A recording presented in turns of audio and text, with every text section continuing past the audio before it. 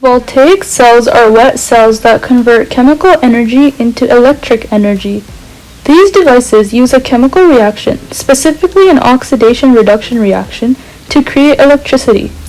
They are all spontaneous, which means that they produce energy as opposed to requiring energy. Batteries are an example of this, as they are made up of one or more voltaic cells. A simple voltaic cell consists of two beakers filled with different reactant solutions which hold an electrode in each. An anode and a cathode combine to form an electrode. These two electrodes are attached to a wire that connects them to each other. The anode is an electrode where oxidation occurs. The cathode is an electrode where reduction occurs.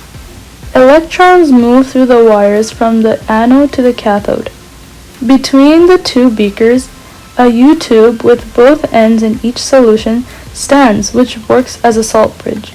A salt bridge is a solution with both cations and anions that get transported to different sites in order to keep the overall cell electrically neutral.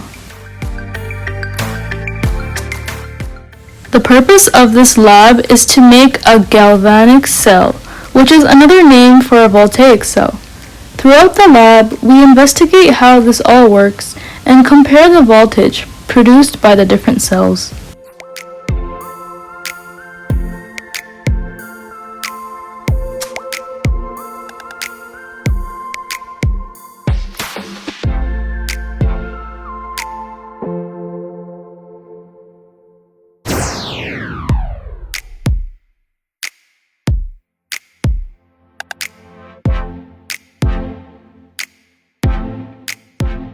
As shown here, we have inserted a salt bridge and aluminum and zinc plates into their solutions.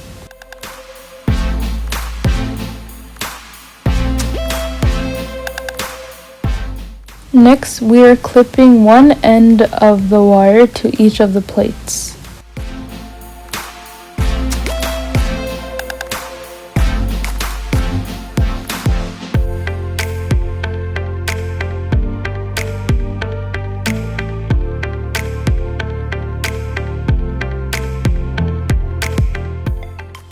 Here, the electrons are moving from the aluminum solution, which is the anode, to the zinc solution, which is the cathode. In this cell, the deposit forms in the zinc solution, which is the cathode.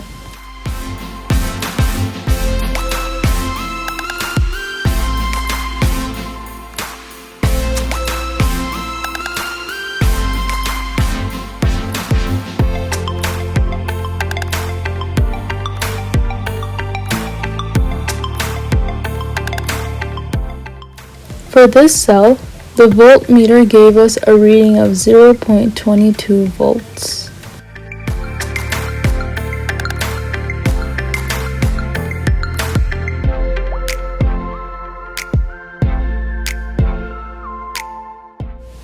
Remember to be careful when removing and unclipping the wires.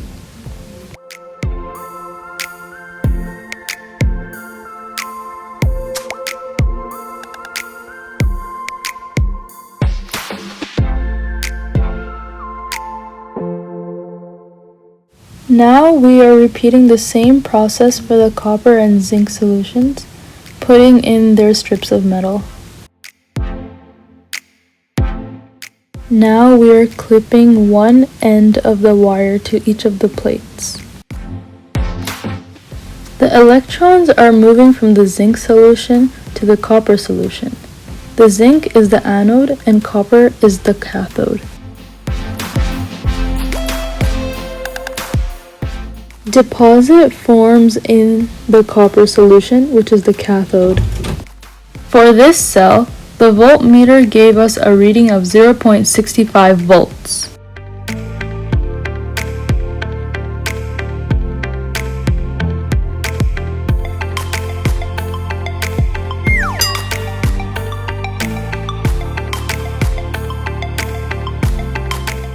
Just a quick note. When there are no salt bridges in a cell, there is also no voltage.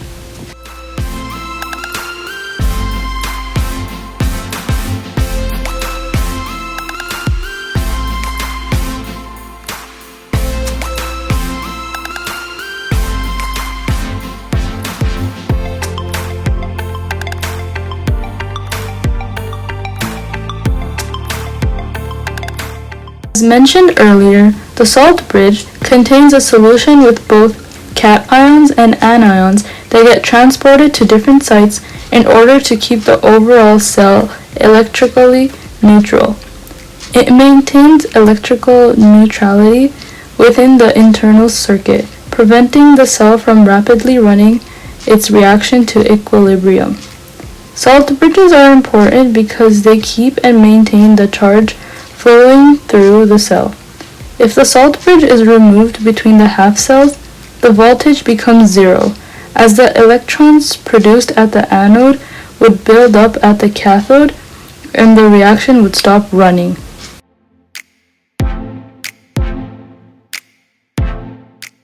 All voltaic cells do not produce the same voltage. A voltaic cell consists of two electrodes, that being the cathode and the anode. They are submerged into the electrolyte, the liquid that lets electricity flow through it. The amount of voltage produced depends on the type of electrolyte used. That is because some electrolytes tend to be better conductors of electricity than others, which is also the reason why there are varying reactions with different voltages. To sum up, no, not all galvanic cells produce the same voltage. Different reactions mean different free energy change, which equals to different cell voltage.